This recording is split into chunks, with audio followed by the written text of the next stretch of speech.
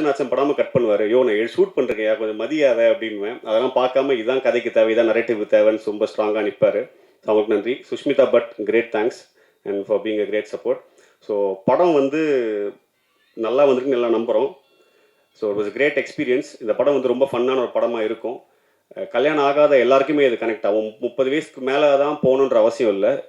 பொண்ணு கிடைக்காத, காதல் பண்ண வாய்ப்பு கிடைக்காத, பப்ளிக்கால் அடிக்கப்படுற, சொந்தக்காரங்களால் தாக்கப்படுற எல்லாருக்குமே இந்த படம் கனெக்ட் ஆகும். பசங்களுக்கு தான் கிடையாது, பொண்ணுங்களுக்கும் கனெக்ட் ஆகும்.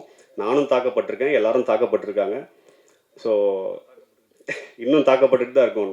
பிகாஸ் எல்லாருக்கும் ரெஸ்ட்ரிக்ஷன்ஸ் இருந்துகிட்டே இருக்கு. இந்த வயசு ஆயிடுச்சு கார் வாங்கலையா, இந்த வயசு ஆயிடுச்சு கல்யாணம் பண்ணலையான்னு கேள்விகள் கேட்டே இருக்காங்க. யாருக்குமே கேள்வி கேட்டால் பிடிக்காது, என்ன உட்பட. ஸோ அந்த மாதிரி பாதிக்கப்பட்டவங்க எல்லாருக்கும் இந்த படம் கனெக்ட் ஆகும்னு நம்புகிறேன். அண்ட் ஃபேமிலியாக பார்த்து என்ஜாய் பண்ணுற ஒரு படமாக இருக்கும்னு நம்புகிறேன். அண்ட் எல்லாரும் சொன்ன வார்த்தையை கடன் வாங்கிக்கிறேன். லவ் மேரேஜ்ன்ற பேர், பட் அரேஞ்ச் மேரேஜ் மாதிரி க்ரௌடு தான் ரொம்ப சந்தோஷமாக இருக்கும். மிக்க மிக்க மிக்க நன்றி. Thank you so much.